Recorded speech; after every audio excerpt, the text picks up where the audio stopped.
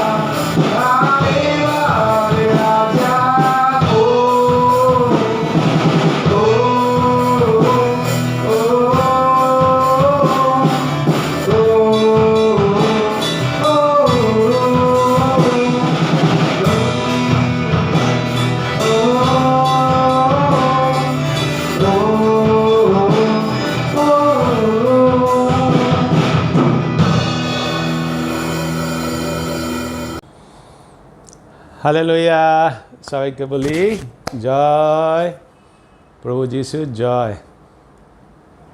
ধন্যবাদ দিই রবিবারে সকালে উপাসনায় প্রভু যিশুর অনুগ্রহতে আমরা উপস্থিত হয়েছি। আসি আমাদের রবিবারের উপাসনা, সকালের উপাসনা আমরা সবাই মিলে আরম্ভ করি নীরব প্রার্থনায় তার চরণে সমর্পিত হয়ে।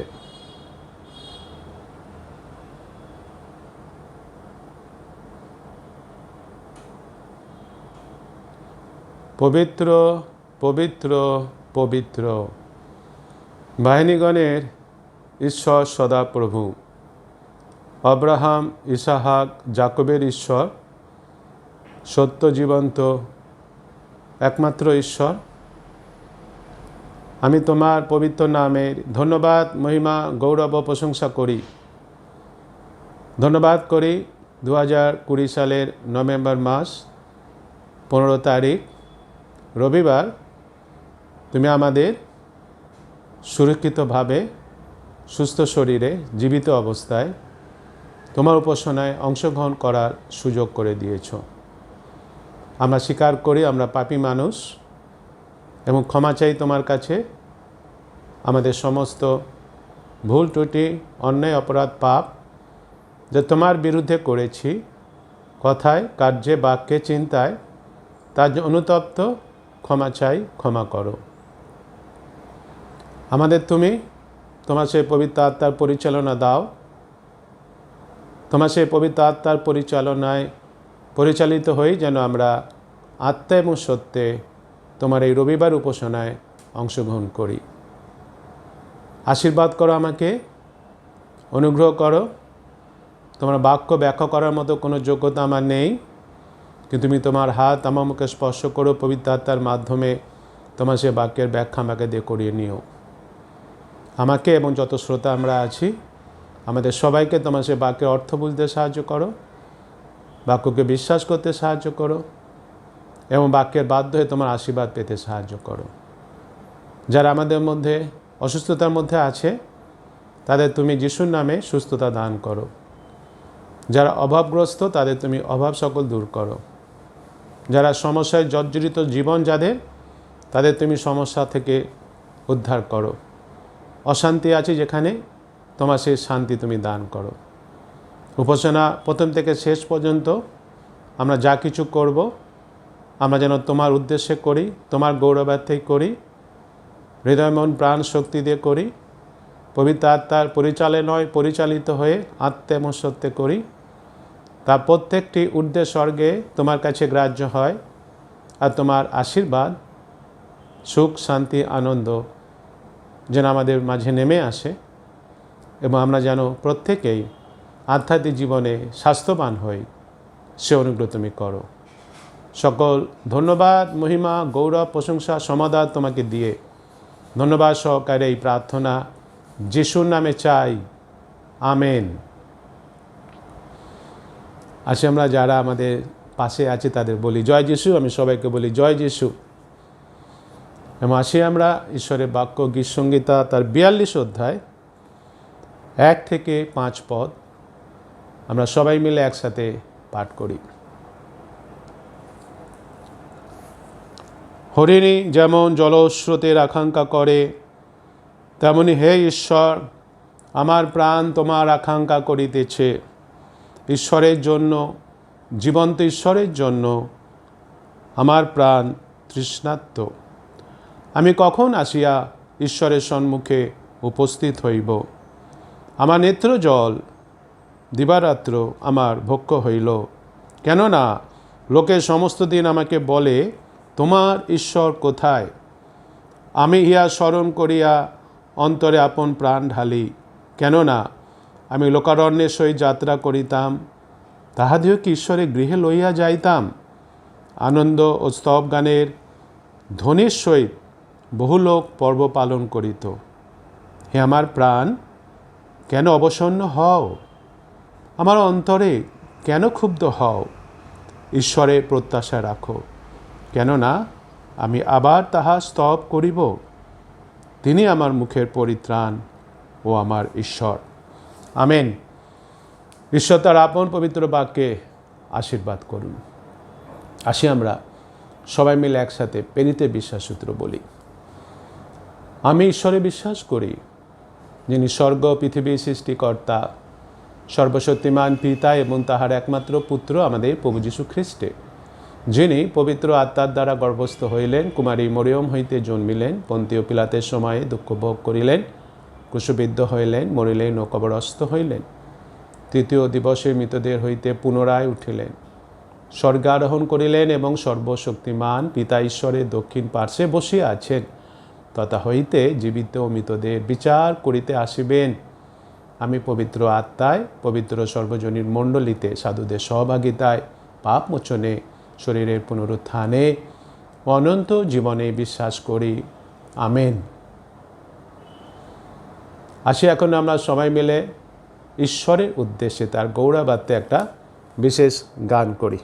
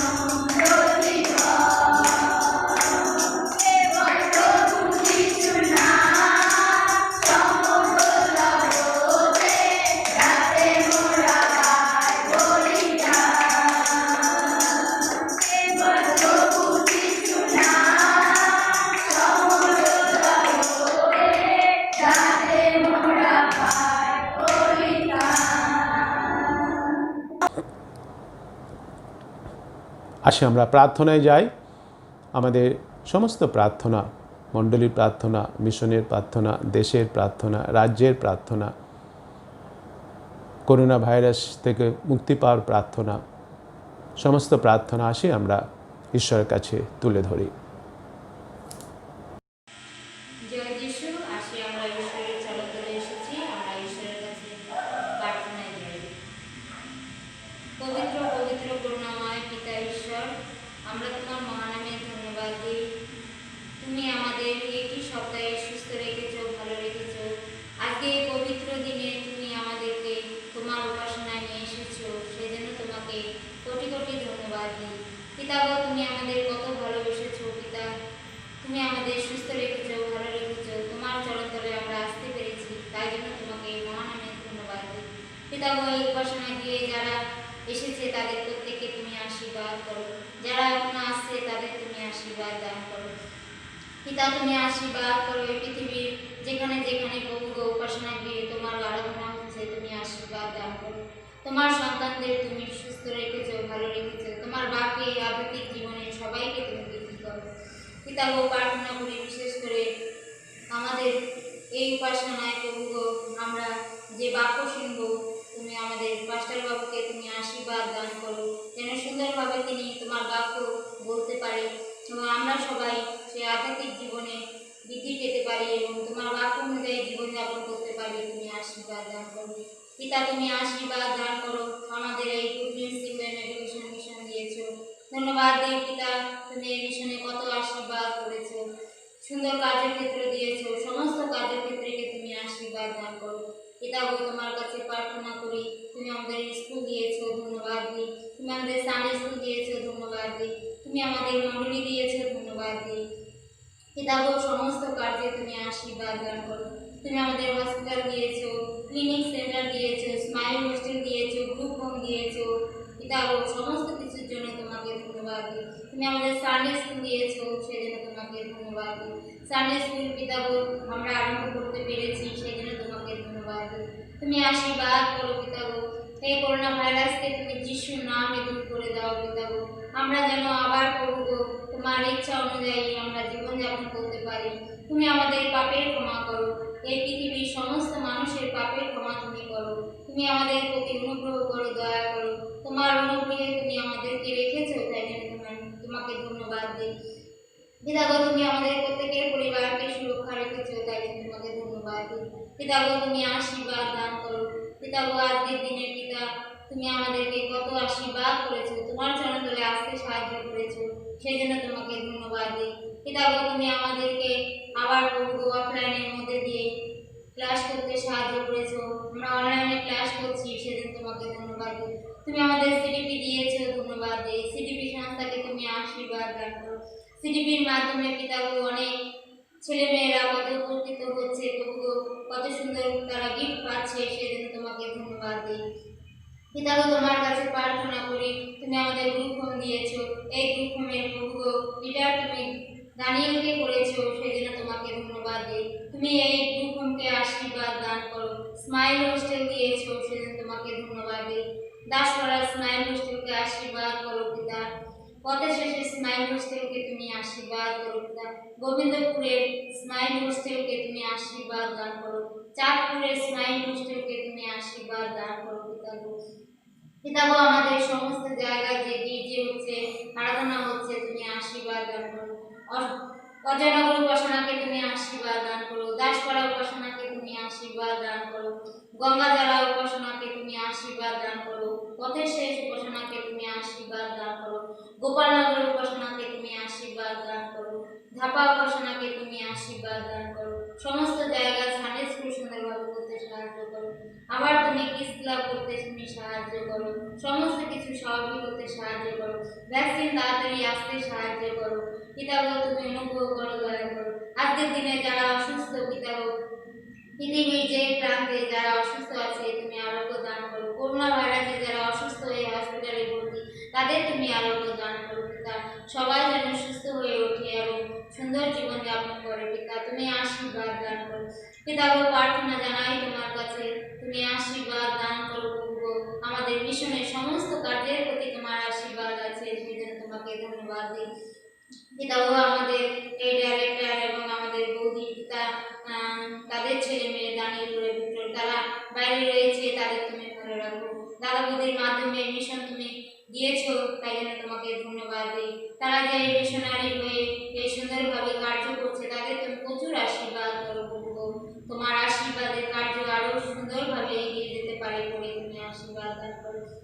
আমাদের দাসপাড়া মণ্ডলীকে আশীর্বাদ দান করো।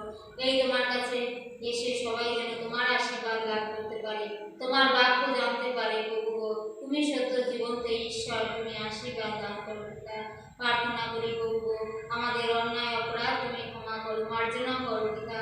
আমাদের মধ্যে যারা অসুস্থ আছে, বিশেষ করে প্রভু গো পুষ্পিতা দিয়ে এবং প্রদীপ দান, তারা অসুস্থ আছে, তাদের তুমি স্পর্শ করো, যিশু নামে সুস্থ করো। তাছাড়া আরো যারা যেখানে অসুস্থ আছে, প্রত্যেককে তুমি সুস্থতা দান করো। আমাদের প্রত্যেকের পরিবারকে তুমি আশীর্বাদ দান করো, তোমার আশীর্বাদে রাখো পিতা গো। আর একবার তোমার চরণতলে আমরা উপস্থিত হই পিতা, তোমার চরণতলে রাখি আমাদের সেই পাত্রী বাবুকে। প্রভু গো, তুমি আশীর্বাদ দান করো, সে যে বাক্য আমাদের মাঝে তুলে ধরবে, তুমি আশীর্বাদ দান করো। আমরা যেন সুন্দরভাবে সেই বাক্য গ্রহণ করতে পারি এবং জীবনে চলার পথে ব্যবহার করতে পারি। তুমি সবাইকে আশীর্বাদ দান করো, তোমার এই শ্রবণ গ্রাহ্য করো। ধন্যবাদ তোমার, ধন্যবাদ সদের প্রার্থনা যিশুর নামে চাই, আমেন। বিশ্বাস করেই আমরা প্রার্থনা করেছি, ঈশ্বর প্রার্থনা শুনেছে। আসি এখন ঈশ্বরের বাক্য আমরা পাঠ করি। আমরা গত রবিবার পড়েছিলাম প্রথম পিতর তার 2 অধ্যায় 1, 2, 3 পদ, 3টে পদ। আজকেও পড়ব প্রথম পিতর 2 অধ্যায়ের 1, 2, 3 পদ।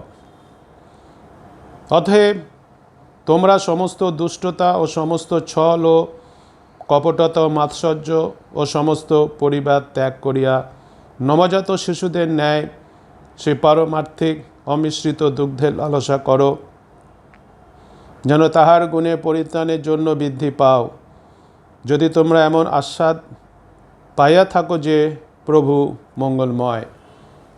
আমেন। ঈশ্বর তার আপন পবিত্র বাক্যে আশীর্বাদ করুন। আমরা গত রবিবারে এটা পড়েছিলাম এবং গত রবিবার এটা পড়ার সময় আমরা আলোচনা করেছিলাম যে কিভাবে আধ্যাত্মিকভাবে আমরা বৃদ্ধি পাব, এবং সেটা আলোচনা করার সময় আমি বলেছিলাম 3টে বিষয় নিয়ে আলোচনা করব, কিন্তু গত রবিবার 3টে বিষয়ের মধ্যে একটি বিষয় নিয়ে আলোচনা করা হয়েছিল, আরও 2টো বিষয় আলোচনা হয়নি। সেজন্য আজকের আমি আরও যে 2টো বিষয় আছে সে 2টো বিষয় নিয়ে এখন আলোচনা করব। তার আগে আসে আমি প্রার্থনা করি। প্রভু যিশু, তোমাকে ধন্যবাদ দিই তোমার এই বাক্যের জন্য। তোমার বাক্য সুন্দর বাক্য, মধুর বাক্য, জীবনদায়ী বাক্য, আমাদের আধ্যাত্মিক খাদ্য। পাঠ করেছি, শ্রবণ করেছি, আশীর্বাদ পেয়েছি। এখন এই বাক্যের অর্থ বুঝতে আমাদের সাহায্য করো। বিশেষ করে তুমি আমাকে অনুগ্রহ করো, তোমার হাত আমার মুখে স্পর্শ করো, পবিত্র আত্মার মাধ্যমে তোমার এই বাক্যের ব্যাখ্যা আমাকে দিয়ে করিয়ে নাও, এবং আমি এবং যত শ্রোতা আছি আমরা আমাদের সবাইকে বাক্যের অর্থ বুঝতে সাহায্য করো, বিশ্বাস করতে সাহায্য করো, এবং বাক্যের বাধ্য হয়ে জীবনযাপন করে আধ্যাত্মিক জীবনে বৃদ্ধি পেতে সাহায্য করো। সকল ধন্যবাদ তোমাকে দিয়ে, ধন্যবাদ সহকারে এই প্রার্থনা যিশুর নামে চাই, আমেন। হালেলুয়া। প্রভু যিশুকে ধন্যবাদ দিই যে আমরা গতকাল শনিবার 13ই নভেম্বর, সত্যি আমি ঈশ্বরকে খুব ধন্যবাদ দিই, আমরা সুন্দরভাবে উপবাস ও প্রার্থনায় অংশগ্রহণ করেছি। গেছিলাম আমরা দাসপাড়াতে, সকাল 10টা থেকে আমরা আরম্ভ করেছিলাম এবং তার অনুগ্রহেতে 2টোরও বেশি হয়ে গেছিলো। আমরা সুন্দরভাবে সেখানে আমরা ঈশ্বরের সাথে সময় কাটাতে পেরেছি উপবাস এবং প্রার্থনার মাধ্যমে।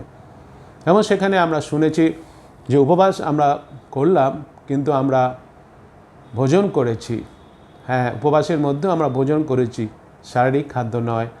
আমরা ভোজন করেছি ঈশ্বরের বাক্য, যেটা হচ্ছে মধু অপেক্ষা মিষ্ট, এবং যেটা হচ্ছে আমাদের আধ্যাত্মিক জীবনের খাদ্য, এবং তার মাধ্যমে আমরা আধ্যাত্মিক জীবনে স্বাস্থ্যবান হয়েছি, পরিপক্ক হয়েছি, আত্মায় আমরা স্যাটিসফাইড হয়েছি, এটা আমরা বিশ্বাস করি।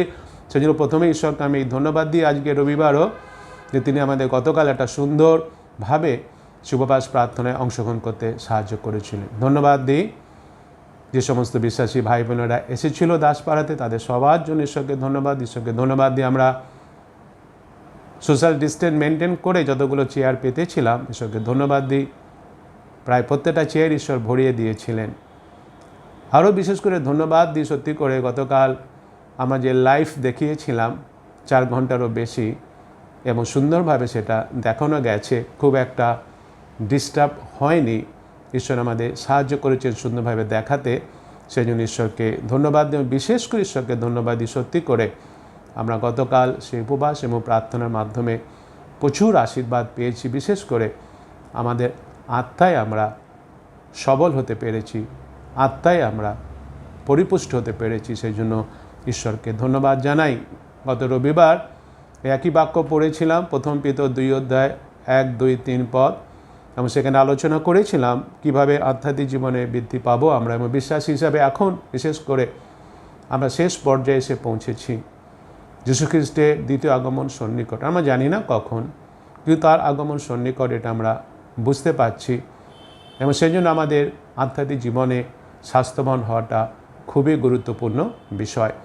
এবং গত রবিবার আমরা আলোচনার মাধ্যমে আমরা শুনেছিলাম যে বৃদ্ধি পাওয়ার জন্য আমাদের খেতে হবে, ঈশ্বরের বাক্য নিজেকে খাওয়াতে হবে, সে নবজাত শিশুর মতো সেই ঈশ্বরের বাক্যকে আমাদের খেতে হবে।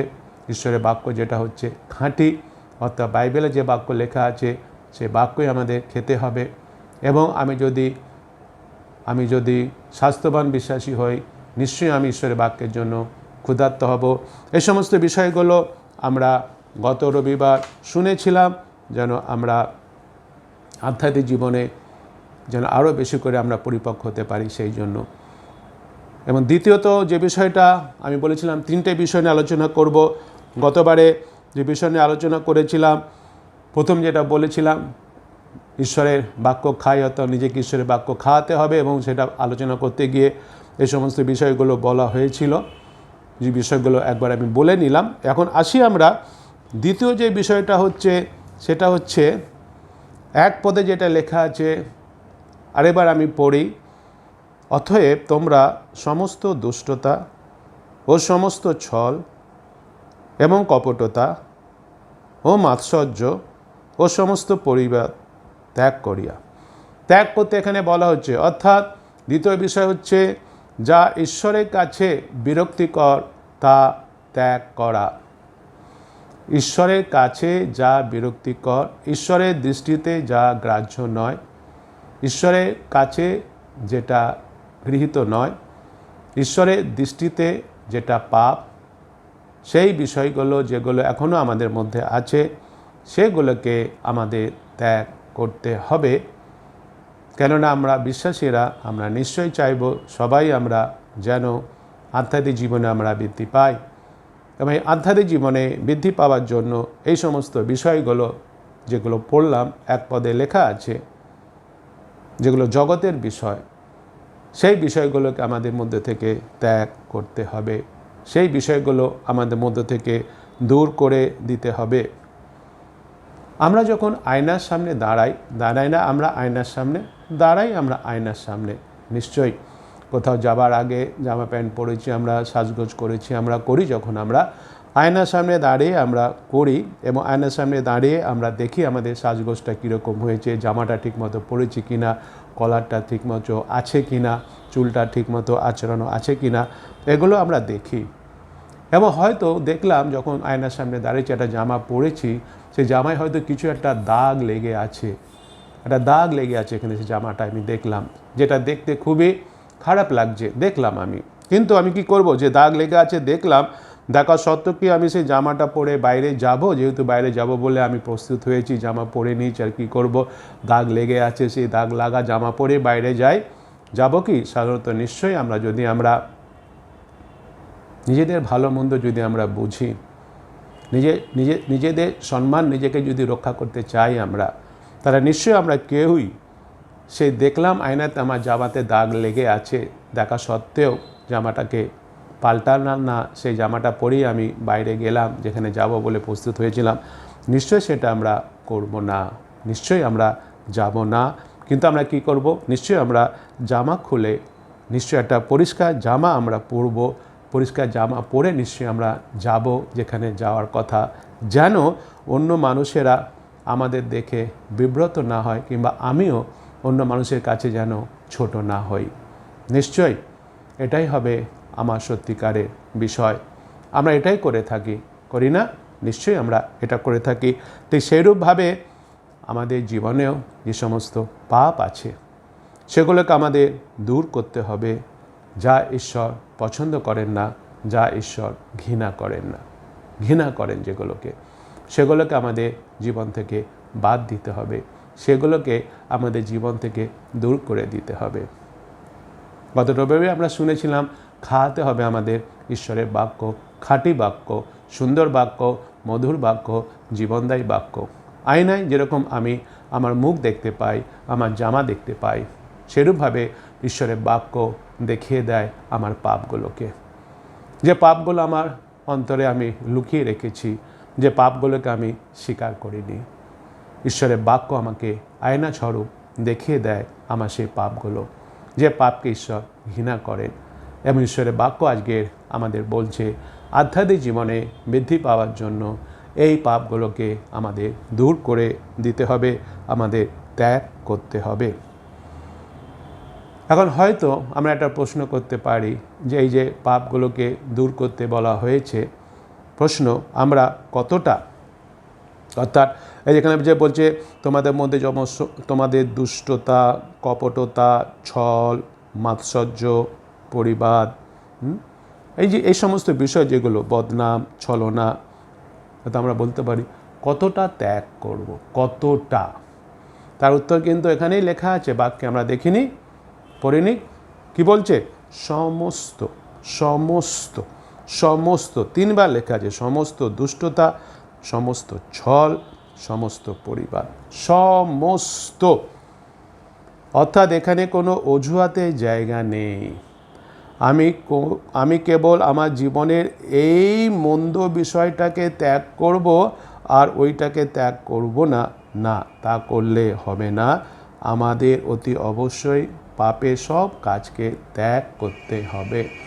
কেননা আমাদের এই মানসিকতা আছে, ঈশ্বরের বাক্য আমরা পড়ি, যে বাক্যটা আমার পছন্দ হয় সেই বাক্যটাকে আমি মেনে চলি, যে বাক্যটা আমার পছন্দ হয় না সে বাক্যটাকে আমি মেনে চলি না। আমি ঈশ্বরের বাক্য শুনি কিন্তু সবটার পালন করি না। আমি যেটা পালন করতে চাইছি সেটা পালন করি, কিন্তু ঈশ্বর যেটা আমাকে ত্যাগ করতে বলছেন আমি ত্যাগ করি না, কারণ সেটা আমার ভালো লাগে করতে। আমাকে আজকে ভালো করে বুঝতে হবে, না, সেটা করলে কিন্তু আমি আধ্যাত্মিক জীবনে পরিপক্ক হব না, আধ্যাত্মিক জীবনে আমি স্বাস্থ্যবান হব না। আমাকে যত পাপ আছে সমস্ত কিছু আমাকে ত্যাগ করতে হবে। আমি ইচ্ছামতো ত্যাগ করব, ইচ্ছামতো নিজের কাছে রেখে দেবো, সেটা করলে কিন্তু হবে না। বিশ্বাসী হিসাবে আমাদের সেটা করা উচিত নয়, কারণ ঈশ্বরের বাক্য আজকে আমাদের শিক্ষা দিচ্ছে যেন আমরা সমস্ত দুষ্টতা, সমস্ত ছল, সমস্ত পরিবার যেন ত্যাগ করি। সব বিষয় আমাদের কী করতে হবে? ত্যাগ করতে হবে। পাপের বিষয়গুলো, পাপ পাপ আমাদের ঈশ্বরের বাক্যের প্রতি খিদাকে নষ্ট করে দেয়। এটা হচ্ছে পাপের কাজ। পাপ জানি শয়তানের দ্বারা পরিচালিত হয়ে আমরা করি, শয়তানের উদ্দেশ্যই সেটা, আমাদের যেন ঈশ্বরের বাক্যের প্রতি খিদা না থাকে।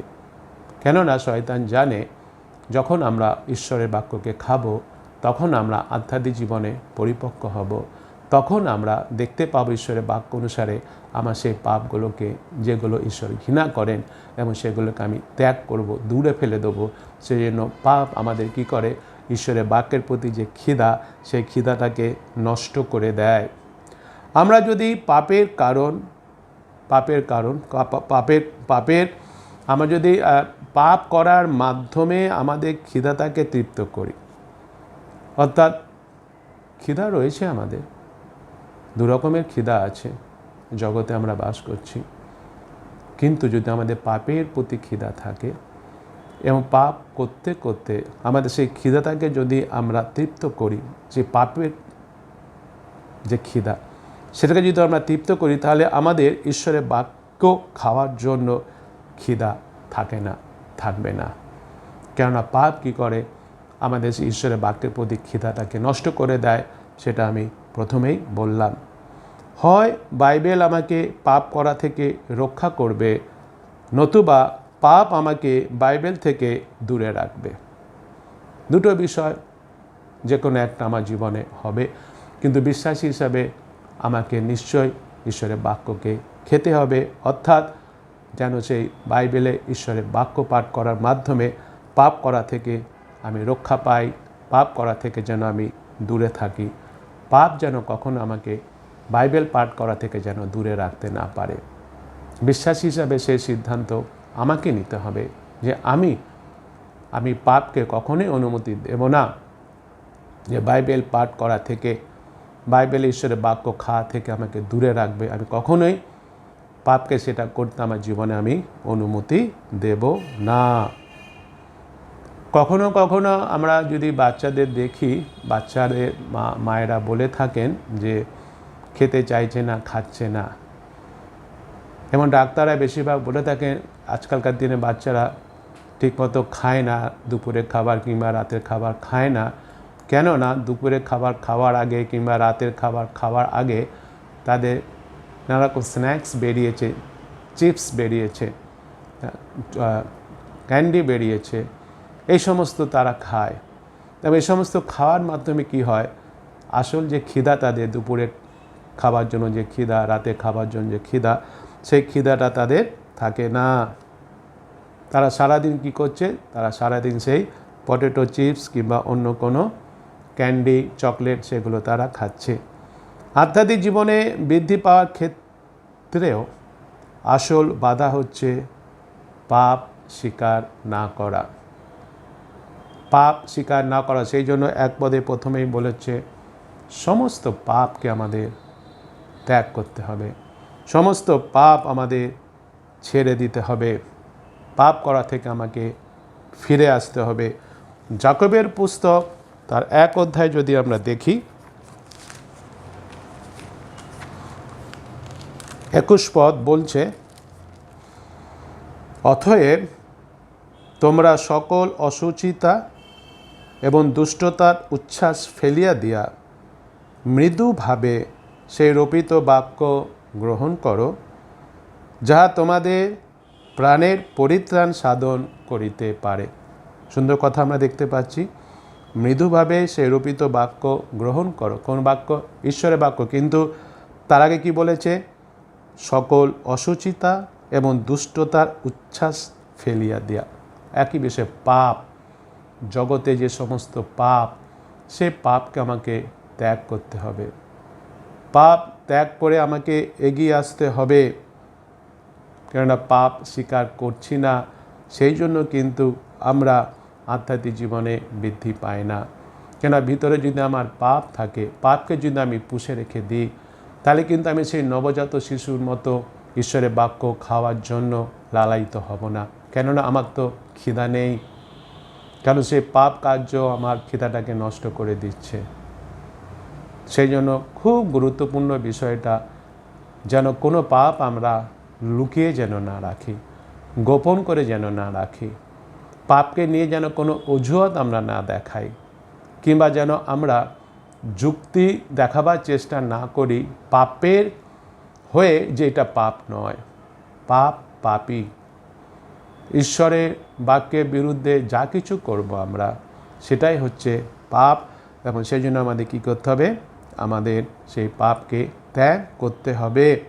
এবং সেই জন্য আমাদের দরকার নম্রতার হৃদয়, যেটা আমরা এখানে পড়লাম, মৃদুভাবে সেই রোপিত বাক্য গ্রহণ করো। অর্থাৎ ঈশ্বরের বাক্য যখন আমরা পড়ব, খাব, তখন আমাদের নম্রতার হৃদয়ের দরকার আছে।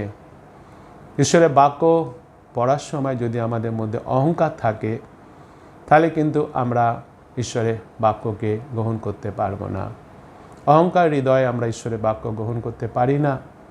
সেজন্য আমাদের নম্রতার হৃদয় দরকার আছে বিশ্বাসী ভাই বোন। সেই হৃদয়েই ঈশ্বরের বাক্য বৃদ্ধি পায়, যে হৃদয় নম্রতার হৃদয়।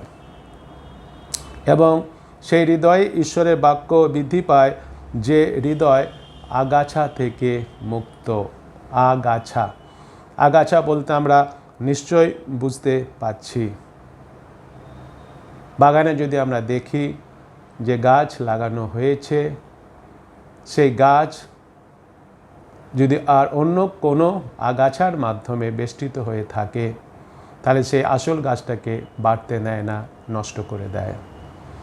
সেইভাবে আমরা মনে রাখি বিশ্বাসী ভাই বোন, আমাদের হৃদয়ে যদি আগাছা থাকে, তাহলে তা অতি অবশ্যই স্ব ইচ্ছায় ত্যাগ করতে হবে, যেন ঈশ্বরের বাক্য সেখানে স্থান পায়। অর্থাৎ আগাছা বলতে এখন আমাদের হৃদয় তো একটা জমি সমেত, আমরা জানি যে বীজবাপকের দৃষ্টান্ত আমরা শুনেছি। জমি, উত্তম জমি হৃদয়, এবং সেখানে দেখতে হবে আমার আগাছা আছে কি না। আগাছা হচ্ছে লুকানো পাপ,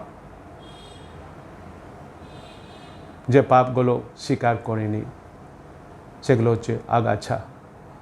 সেগুলো আমার আধ্যাত্মিক জীবনকে বাড়তে দিচ্ছে না, উত্তম ফল উৎপন্ন করতে দিচ্ছে না আগাছাগুলো। সে আগাছাগুলোকে কিন্তু রেখে দিলে হবে না, একটাকেও রাখলে হবে না, অল্প একটু রাখলেও হবে না। সমস্ত আগাছাগুলোকে, সমস্ত পাপকে আমাকে ত্যাগ করতে হবে। সম্পূর্ণভাবে আমাকে ঈশ্বরের কাছে ফিরে আসতে হবে, সম্পূর্ণভাবে তার বাক্যের কাছে ফিরে আসতে হবে। তার বাক্যের ডান দিকে কি বাঁ দিকে গেলে হবে না, তার বাক্যটাকে নিজের মতো ব্যাখ্যা করে জীবনযাপন করলে হবে না।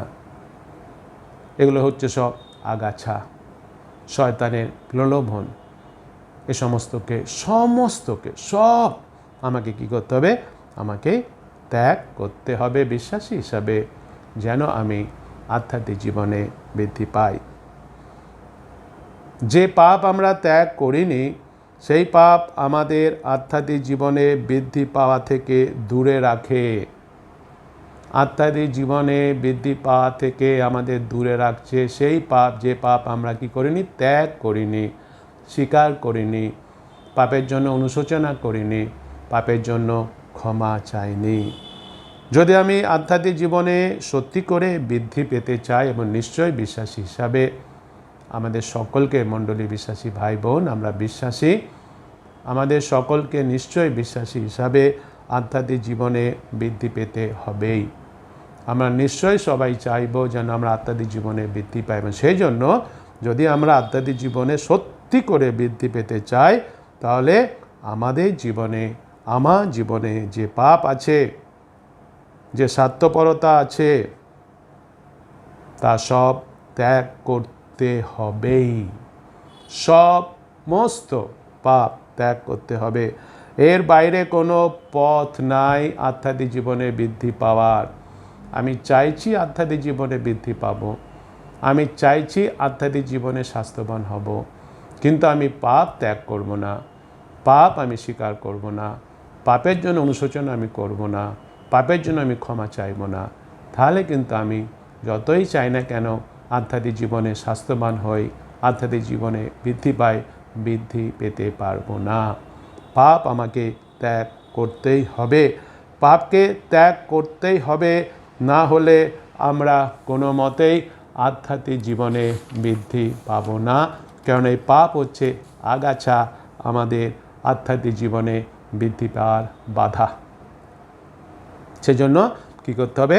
এই সমস্ত কিছু যেটা আমরা পড়লাম প্রথম পিতর তার 2:1 সমস্ত দুষ্টতা ও সমস্ত ছল এবং কপটতা, মাৎসর্য এবং সমস্ত পরিবাদ আসে আমরা কী করি? আমরা ত্যাগ করি। তৃতীয় নম্বর পয়েন্ট এবং শেষ পয়েন্ট যেটা হচ্ছে আধ্যাত্মিক জীবনে বৃদ্ধি পাওয়ার জন্য, গত রবিবার একটা বলেছিলাম, আজকে একটা বললাম, এ সমস্ত ত্যাগ করতে হবে ঈশ্বরের বিরক্তিকর যেগুলো। এবং তৃতীয়ত হচ্ছে ঈশ্বরের মঙ্গলের দিকে মনোনিবেশ করতে হবে, ঈশ্বরের মঙ্গলের দিকে দৃষ্টি আমাদের রাখতে হবে। সেটাই আমরা দেখি 3 পদে বলছে, যদি তোমরা এমন আস্বাদ পাইয়া থাকো যে প্রভু মঙ্গলময়। প্রভু মঙ্গলময়, যদি তোমরা এমন আস্বাদ পাইয়া থাকো যে প্রভু মঙ্গলময়। এই কথাটা গীতসংহিতা 34:8 আমরা দেখতে পাই। দেখি তো আমরা গীতসংহিতা তার 34:8 বলছে, আস্বাদন করিয়া দেখো সদা প্রভু মঙ্গলময়। ধন্য সেই ব্যক্তি যে তাহা শরণাপন্ন। আস্বাদন করতে হবে আমাদের ঈশ্বরের বাক্য। তিনি মঙ্গলময়, ঈশ্বর সবসময় আমাদের মঙ্গল চান, কারণ তিনি তো আমাদের পিতা, আমরা তো তার সন্তান।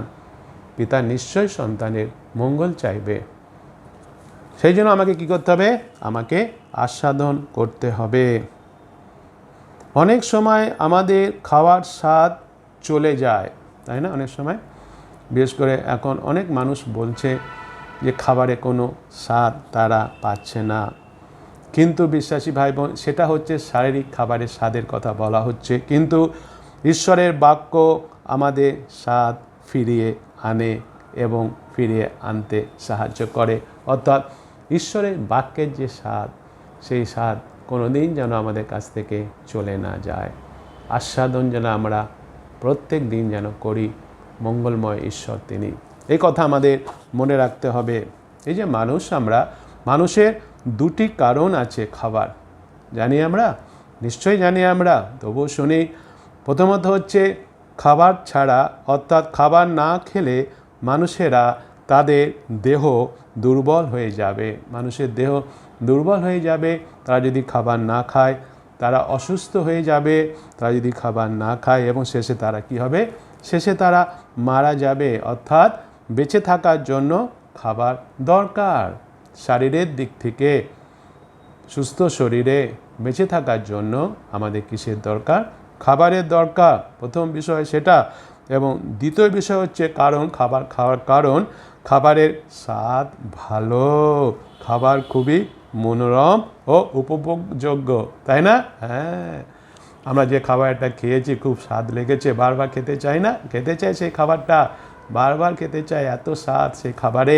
অনেক রকম খাবারে আছে, সেই নামগুলো আমি বলতে চাই না এখন, কেন সেই খাবার নিয়ে আমাদের আলোচনা নয়। আসল যে আলোচনা হচ্ছে সে আমাদের ঈশ্বরের খাবারকে নিয়ে, ঈশ্বরের বাক্যকে নিয়ে।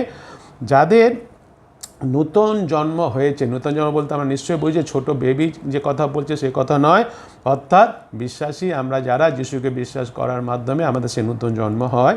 যাদের নূতন জন্ম হয়েছে সেই সব বিশ্বাসীরা স্বাদ পেয়েছে যে প্রভু দয়ালু। আমেন। হ্যাঁ, নিশ্চয়ই আমরা যারা বিশ্বাসী, যাদের আমাদের নতুন জন্ম হয়েছে, আমরা নিশ্চয়ই স্বাদ পেয়েছি প্রভুর সম্বন্ধে। আমাদের প্রভু হচ্ছেন দয়ালু প্রভু।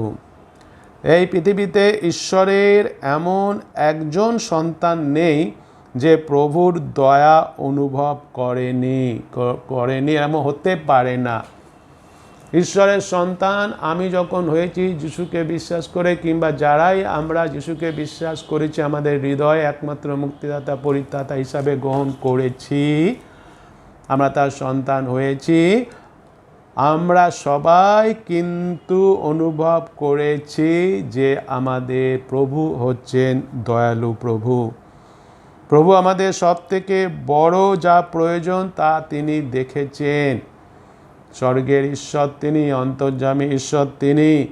সেটা হচ্ছে আমাদের আমাদের পাপের যে বোধ, ঈশ্বরের কাছ থেকে বিচ্ছিন্নতা, এই সমস্ত কিছু ঈশ্বর দেখেছেন, ঈশ্বর বুঝেছেন যে এই বিষয়ে আমাদের এখন অভাব আছে।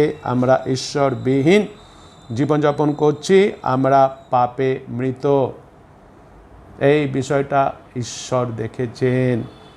এই সব বিষয় তিনি দেখার পর আমাদের প্রতি তার করুণার প্রকাশ করলেন। এফেসীয় তার 2 অধ্যায় 8 পদে আমরা কি দেখতে পাই? এফেসীয় 2 অধ্যায় 8 পদে বলছে, কেননা অনুগ্রহেই বিশ্বাস দ্বারা তোমরা পরিত্রাণ পাইয়াছ, এবং ইহা তোমাদের হইতে হয় নাই, ঈশ্বরেরই দান।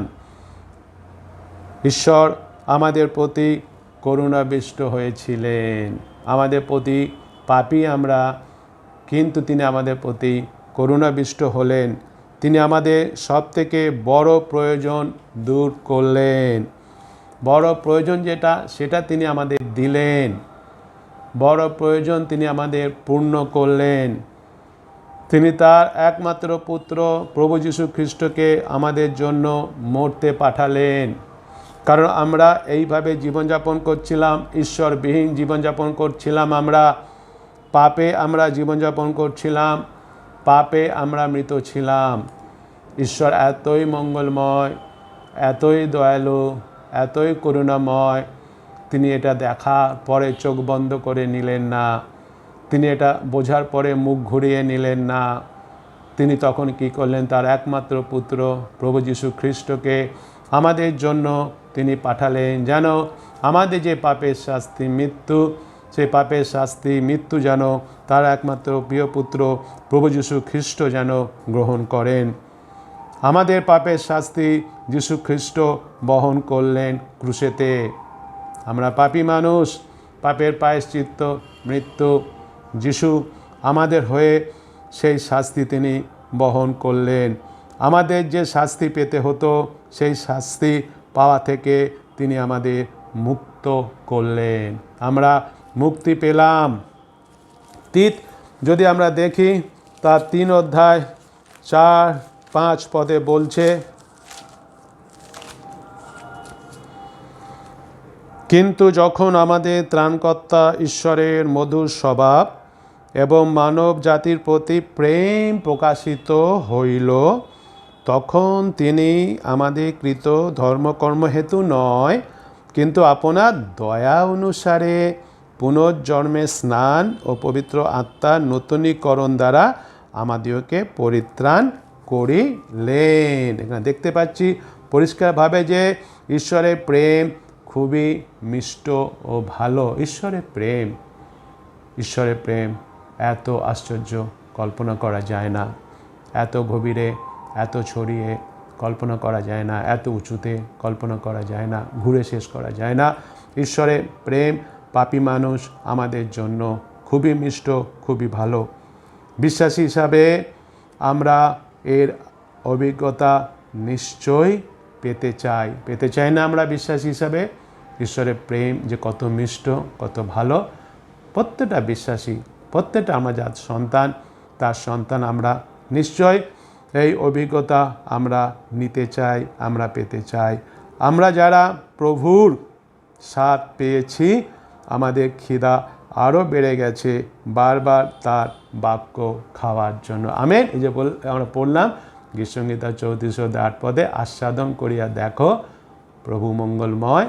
অর্থাৎ তার বাক্য আমরা আস্বাদন যারা করেছি, স্বাদ আমরা পেয়েছি, তিনি মঙ্গলময়, মধু অপেক্ষা মিষ্ট। সে স্বাদ আমরা পেয়ে, যেরকম শারীরিক কোনো খাবার একবার খেয়ে যদি স্বাদ পাই আমরা, সেটা বারবার যেরকম খেতে চাই, সেইভাবে ঈশ্বরের বাক্য হচ্ছে আমাদের খাদ্য, আধ্যাত্মিক জীবনে বৃদ্ধি পাওয়ার খাদ্য। যারা আমরা ঈশ্বরের বাক্য সত্যিভাবে খেয়েছি, স্বাদ আমরা নিশ্চয়ই পেয়েছি, মঙ্গলময়, মঙ্গল স্বাদ, সে কথা বলেছে না? এই তো আমরা প্রথম পিতর তার 1 অধ্যায় 2 পদে আমরা দেখছি না, 2 অধ্যায় প্রথম পিতর 2 অধ্যায় 3 পদে, যদি তোমরা এমন আস্বাদন পাইয়া থাকো যে প্রভু মঙ্গলময়, এমন আস্বাদন পাইয়া থাকো, নিশ্চয়ই বিশ্বাসী হিসাবে আমাদের সেই আস্বাদন নিশ্চয়ই আমরা পেয়েছি। নিশ্চয়ই আমরা যারা নতুন জন্মপ্রাপ্ত বিশ্বাসী, সেই আস্বাদন আমরা পেয়েছি, এবং তার জন্য আমরা কি করতে চাইব? আরও বারবার তার সে ঈশ্বরের বাক্য আস্বাদন করতে নিশ্চয়ই চাইব, আমরা খেতে নিশ্চয়ই আমরা চাইব। বলছে না, যদি তোমরা এমন আস্বাদ পাইতে। যদি কথাটা যে এখানে বলছে, এটা হচ্ছে নিমন্ত্রণ নিজে থেকে পরীক্ষা করার জন্য, নিজেকে পরীক্ষা করার জন্য নিমন্ত্রণ। নিজেকে পরীক্ষা করে দেখি আমি কি আস্বাদন করেছি, করে দেখেছি কি মঙ্গলময়, সে কথা বলছে এখানে। যদি আমাদের হৃদয়ে ঈশ্বরের বাক্যের জন্য কোনো আকাঙ্ক্ষা না থাকে, এটার কারণ তাহলে হতে পারে যে আমরা কোনোদিনই ঈশ্বর যে করুণাময়, তার স্বাদ, তার অভিজ্ঞতা লাভ করিনি। সেটাই হবে। যদি আমার সত্যি করে ঈশ্বরের বাক্যের প্রতি কোনো আকাঙ্ক্ষা না থাকে, তার মানেই হচ্ছে এটা যে ঈশ্বর যে করুণাময়, ঈশ্বর যে মঙ্গলময়, তার স্বাদ আমরা লাভ করিনি।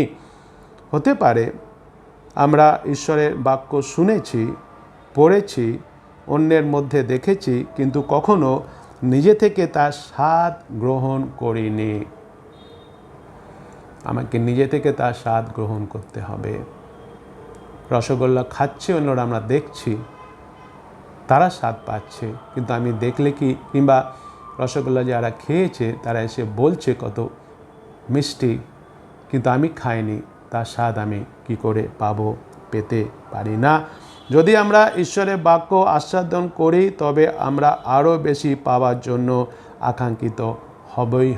হ্যাঁ, এটা হচ্ছে আসল বিষয়। ঈশ্বরের বাক্য যত আমরা পড়ব, খাওয়া মানে কি পড়ব, যত আমরা অধ্যয়ন করব, আমাদের মধ্যে আরও আকাঙ্ক্ষা হবে আরও জানার জন্য, আরও পড়ার জন্য, আরও শেখার জন্য, আধ্যাত্মিক জীবনে আরও বৃদ্ধি পাওয়ার জন্য। এতই স্বাদ, এতই মিষ্ট, মধু থেকেও মিষ্ট, মঙ্গলময়, দয়ালু, করুণাময় ঈশ্বর। এই বাক্যের মাধ্যমে সেটা আমরা জানতে পারি, আমরা বুঝতে পারি। ঈশ্বর যে করুণাময় তার অভিজ্ঞতা যখন আমরা পাই, তখন তা আমাদের ঈশ্বরের কাছে ফিরে আসতে আরও উৎসাহিত করে, নিশ্চয়ই করবে সেটা। যখনই আমরা সেই অভিজ্ঞতা অর্জন করব ঈশ্বর করুণাময়, তখন কি আমরা চাইব না ঈশ্বরের কাছে ফিরে আসতে? চাইব আমরা আরও বেশি করে তার কাছে ফিরে আসার জন্য আমরা উৎসাহিত হব, অর্থাৎ উৎসাহভাবে আমরা আসব, ঈশ্বরের বাক্য খাবো, আমরা ঈশ্বরের আরাধনা করব আরও উৎসাহিতভাবে। হয়তো প্রথম সেই উৎসাহিত আমার ছিল না, যেতে হয় বলে যাচ্ছি, আরাধনা করতে হয় বলে করছি, বাইবেল পাঠ করতে হয় বলে বাইবেল পাঠ করছি, শিক্ষা অর্জন করতে হয় শিক্ষা অর্জন করছি, কিন্তু করতে করতে যখন আমি সেই আস্বাদটা পেয়ে যাব, ঈশ্বর যে মঙ্গলময় সেটা আমি জেনে যাব, তখন আমি আরও বেশি করে নিজে স্ব ইচ্ছায় উৎসাহ সহকারে আমি আসব ঈশ্বরের কাছে। সেই জন্য বিশ্বাসী হিসাবে নিজেকে প্রশ্ন করি, বিশ্বাসী আমরা সবাই, প্রত্যেকটা বিশ্বাসী আসি আমরা প্রশ্নের সম্মুখীন হতে হবে আমাদের নিজেদের। আমি কি ঈশ্বরের করুণার অভিজ্ঞতা পেয়েছি বিশ্বাসী হিসাবে, তার সন্তান হিসাবে? আমার কি অভিজ্ঞতা আছে? তিনি আমার সঙ্গে কথা বলছেন, আমাকে শিক্ষা দিচ্ছেন, আমার যা প্রয়োজন তা তিনি দিচ্ছেন। এই অভিজ্ঞতা কি আমার আছে? আমাকে তিনি পরিচালনা করছেন, আমাকে তিনি সুস্থতা দান করেছেন। এই অভিজ্ঞতা কি তার সন্তান হিসাবে, বিশ্বাসী হিসাবে আমার আছে? বিশ্বাসী আমাদের আছে বিশ্বাসী ভাই বোনেরা। যদি আমরা এই আস্বাদন করে থাকি, তাহলে নিশ্চয়ই আমরা জেনেছি ঈশ্বর হচ্ছেন মঙ্গলময়, ঈশ্বর হচ্ছেন দয়ালু, ঈশ্বর হচ্ছেন করুণাময়। নিশ্চয় যদি অভিজ্ঞতা আমি পেয়ে থাকি, তাহলে আরও ফিরে আসতে আমাদের মন চাইবে। আমেন। হ্যাঁ, নিশ্চয়ই আসি, আমরা আরও বেশি করে তার কাছে ফিরে আসি। আর কেবলমাত্র একটি উপায়েই ঈশ্বরের আরও কাছে ফিরে আসা যায়, তা হচ্ছে তার বাক্যের মাধ্যমে। আসি আমরা তার বাক্যকে নবজাত শিশুর মতো হয়ে আমরা লালসা করি, আকাঙ্ক্ষা করি। খাঁটি বাক্য বাইবেলে লেখা আছে, সেই বাক্যের প্রতি আসি আমরা আকাঙ্ক্ষিত হই। কিন্তু তার জন্য আমার মধ্যে সমস্ত পাপ ত্যাগ করতে হবে, দূর করে দিতে হবে। বিশ্বাসী ভাই বোন, আমরা কিভাবে ঈশ্বর যে করুণাময়, মঙ্গলময় তা বেশি করে অনুভব করতে পারি? তার বাক্যের মাধ্যমে।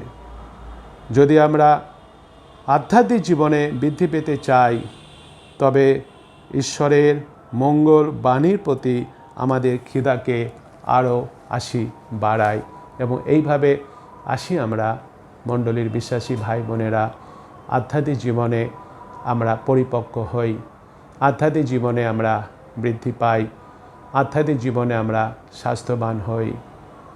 কেননা যীশুখ্রিস্টের দ্বিতীয় আগমন সন্নিকট। বাইবেল যদি সেইভাবে আমরা পড়ি, প্রকাশিত বাক্য যদি আমরা সেইভাবে দেখি, শেষ সময়ে যে সমস্ত বিষয়গুলো হবে বলা আছে, একটা একটা করে আমরা সেই বিষয়ের সম্মুখীন হচ্ছি। সময় খুবই সন্নিকট, কিন্তু তিনি যখন আসবেন, আমি কি সেই বিশ্বাসে স্থির থাকব? স্থির থাকতে হবে আমাকে। মণ্ডলী বিশ্বাসী ভাই বোন, আমাদের স্থির থাকতে হবে। তার জন্য আরও বেশি করে ঈশ্বরের বাক্যকে আমাদের খেতে হবে। ঈশ্বরের বাক্য খাওয়ার জন্য নবজাত শিশুর মতো আমাদের লালায়িত হতে হবে। আমাদের সমস্ত জাগতিক বিষয়কে, ঈশ্বরের দৃষ্টিতে যে সমস্ত বিষয়গুলো পাপ, ঈশ্বরের কাছে যেগুলো বিরক্তিকর, সেগুলোকে ত্যাগ করতে হবে। আরও বেশি সময় আসি আমরা ঈশ্বরের চরণে বসি। তার চরণ হচ্ছে জীবনের সবথেকে উত্তম বিষয়। বিশেষ করে আমরা বাইবেল অধ্যয়ন করি, প্রার্থনা করি, উপাসনা করি। বলি মণ্ডলী বিশ্বাসী ভাই বোনদের, উপাসনা করার সুযোগ আছে এখনও। যখন লকডাউন ছিল তখনও ছিল, কিন্তু আমরা ভয়ে বেরোইনি। এখন লকডাউন নেই, লকডাউন উঠে গেছে, গাড়ি চলছে, ট্রেন চলছে, যানবাহন চলছে, মানুষেরা কাজকর্মে যাচ্ছে। হতে পারে মণ্ডলী বিশ্বাসী ভাই বোন যারা আমরা অন্য কোথাও কাজ করি, আমরাও কাজে যাচ্ছি, কিন্তু রবিবার আমরা যারা গির্জায় আসছি না, কাজে যাচ্ছি কিন্তু রবিবার গির্জায় আসছি না, চিন্তা করি আমরা কি বিশ্বস্ত থাকতে পারবো যীশুখ্রিস্টের দ্বিতীয় আগমনের সময় পর্যন্ত?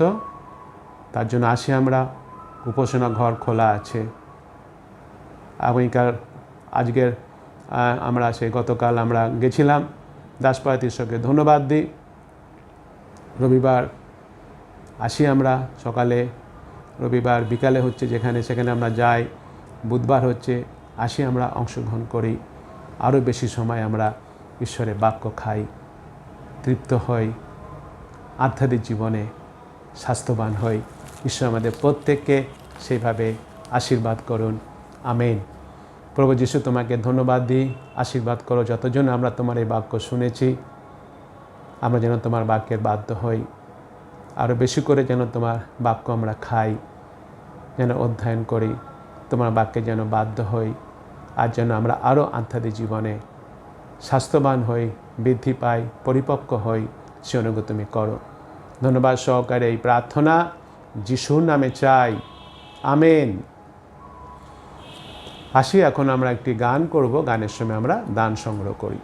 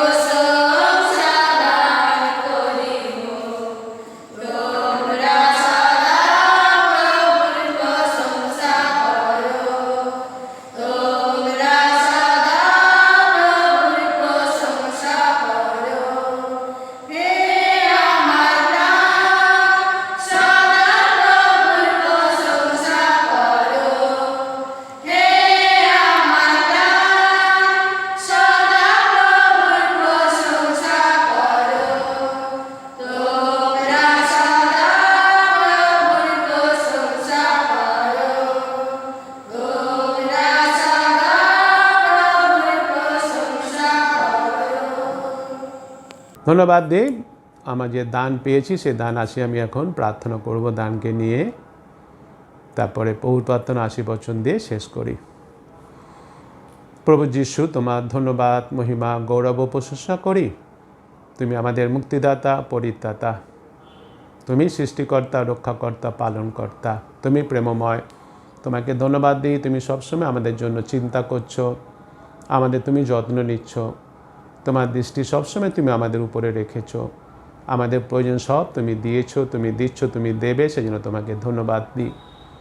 ধন্যবাদ দিই, সুন্দর বাক্য আজকে তুমি দিয়েছো প্রভু গো। হ্যাঁ প্রভু গো, তোমার দ্বিতীয় আগমন সন্নিকট, আমাদের সেই জন্য আধ্যাত্মিক জীবনে আরও স্বাস্থ্যবান হতে হবে, আধ্যাত্মিক জীবনে আরও বলিষ্ঠ হতে হবে, বৃদ্ধি পেতে হবে, পরিপক্ক হতে হবে। সেই জন্য তোমার বাক্যকে আরও বেশি করে আমাদের খেতে হবে, আমাদের সমস্ত পাপকে দূরে ফেলে দিতে হবে, ত্যাগ করতে হবে।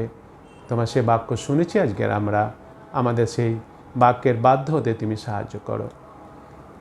তোমার আশীর্বাদ যেগুলো পেয়েছি প্রভু গো আমরা আমাদের জীবনে, সেটা আমরা বলে শেষ করতে পারি না। তোমার আশীর্বাদে আমরা সুরক্ষিত আছি করোনা ভাইরাসের হাত থেকে, সুস্থ আছি আমরা শারীরিক দিক থেকে, জীবিত আছি।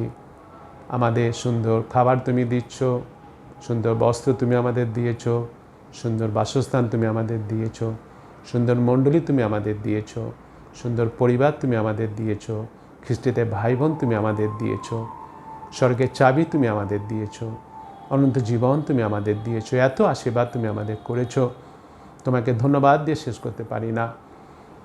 আমরা প্রভু যিশু সে আশীর্বাদের কিছুটা অংশ তোমার চরণে এনেছি, দান দিয়েছি প্রভু যিশু। তুমি দেখেছো আমাদের হৃদয়, তুমি তো অন্তর্যামী ঈশ্বর। তুমি তো বলেছো তুমি হৃষ্টচিত্ত দাতাকেই আশীর্বাদ করে থাকো। তুমি বলেছো গ্রহণ করা অপেক্ষা দান করার আশীর্বাদের বিষয়। আমাদের তুমি সাহায্য করো যেন তোমার কার্যের জন্য মণ্ডলীতে যেন আরও বেশি পরিমাণে আমরা দান দিতে পারি। যে দান এনেছি তুমি গ্রহণ করো, আশীর্বাদ করো, স্পর্শ করো, আর তোমার গৌরবাতে তুমি ব্যবহার করো। আমরাও তোমার চরণতলে সমর্পিত, আমাদের তুমি গ্রহণ করো, ব্যবহার করো তোমার গৌরবাতে সেইভাবে যেভাবে তুমি চাইছো, যেন আমাদের ক্ষুদ্র জীবন তোমার স্পর্শে যেন তোমার রাজ্য প্রতিষ্ঠা করতে পারে, সে আশীর্বাদ তুমি করো। যারা অসুস্থতার মধ্যে রয়েছে আমাদের মণ্ডলী বিশ্বাসী ভাই বোনেরা, মিশনের বিশ্বাসী ভাই বোনেরা, তাই তুমি সবাইকে সুস্থতা দান করো। কিংবা যে সমস্ত মানুষেরা রয়েছে অসুস্থতার মধ্যে, তাদের সবাইকে তুমি সুস্থতা দান করো। অভাবের মধ্যে যারা রয়েছে সমস্ত অভাব তুমি দূর করো। সমস্যার মধ্যে যারা রয়েছে তুমি সমস্যার সমাধান করে দাও। অশান্তির মধ্যে যারা রয়েছে তোমার শান্তি তুমি দান করো। যারা আধ্যাত্মিক জীবনে দুর্বল আছে তাদের তুমি আধ্যাত্মিক জীবনে পরিপক্ক করো প্রভু গো। এই করোনা ভাইরাসটাকে একদম ধ্বংস করে দাও, শেষ করে দাও, যেন কাউকে আর আক্রান্ত করতে না পারে। যারা আক্রান্ত হয়ে আছে তাদের তুমি যিশুর নামে সুস্থ করে দাও। ভ্যাকসিন তুমি বার করে দাও। এই নভেম্বর মাস শেষ হওয়ার আগে যেন সমস্ত কিছু স্বাভাবিক হয়ে যায়, সে আশীর্বাদ তুমি করো। হ্যাঁ প্রভু গো, তুমি আমাদের পাপ সকল ক্ষমা করো। আমরা স্বীকার করি আমাদের পাপ, ক্ষমা চাই। আমাদের রাজ্যের মানুষের পাপ, দেশের মানুষের পাপ, পৃথিবীর মানুষের পাপ, সব জাতির মানুষের পাপ স্বীকার করে ক্ষমা চাই। তুমি ক্ষমা করো, আর তুমি আমাদের আবার সুন্দর সেইভাবে জীবনযাপন করতে সাহায্য করো, স্বাভাবিকভাবে জীবনযাপন করতে সাহায্য করো। সুস্থ রাখো, সুখে রাখো, শান্তিতে রাখো। তোমার স্বর্গদূতের মাধ্যমে বেষ্টন করে রাখো। সমস্ত মন্দের হাত থেকে রক্ষা করো। সকল ধন্যবাদ, মহিমা, গৌরব, প্রশংসা, সমাদর তোমাকে দিয়ে ধন্যবাদ সহকারে এই প্রার্থনা যিশুর নামে চাই, আমেন। হে আমাদের স্বর্গস্থ পিতা, তোমার নাম পবিত্র বলিয়া মান্য হোক, তোমার রাজ্য আইসুক, তোমার ইচ্ছা স্বর্গে যেমন এই পৃথিবীতে তেমনই সিদ্ধ হোক। আর আমাদের প্রয়োজনীয় খাদ্য আজ আমাদেরকে দাও। আমরা যেমন আপন আপন অপরাধীকে ক্ষমা করিয়াছি, তদ্রূপ তুমি আমাদের অপরাধ সকল ক্ষমা করো। আর আমাদেরকে পরীক্ষা আনিও না, কিন্তু মন্দ হইতে রক্ষা করো। কারণ রাজ্য, পরাক্রম, মহিমা যুগে যুগে তোমারই, আমেন। এখন আমাদের প্রভু যীশু খ্রিস্টের অনুগ্রহ, পিতা ঈশ্বরের প্রেম, পবিত্র আত্মা শান্তি, সহভাগিতা, আনন্দ আমাদের মিশন মণ্ডলী গৃহমণ্ডলীতে যত বিশ্বাসী ভাই বোন আছেন এবং বিশ্বের যে যেখানে যত বিশ্বাসী ভাই বোন আছে এই মুহূর্তে যে সমস্ত বিশ্বাসী ভাই বোন আমরা উপস্থিত আছি, আমাদের সকলের উপরে এখন থেকে যীশু খ্রিস্টের দ্বিতীয় আগমন পর্যন্ত বিরাজিত হোক, আমেন। হালেলুয়া, জয় যিশু। আসি মাথার উপর হাত রেখে প্রার্থনা করি। বলি, প্রভু যিশু তুমি আমাকে সাহায্য করো যেন আমি তোমার বাক্য আরও বেশি করে অধ্যয়ন করি। যেন প্রভু যিশু তোমার বাক্যের জন্য যেন আমি নবজাত শিশুর মতো লালায়িত হতে পারি, ক্ষুধার্ত হতে পারি।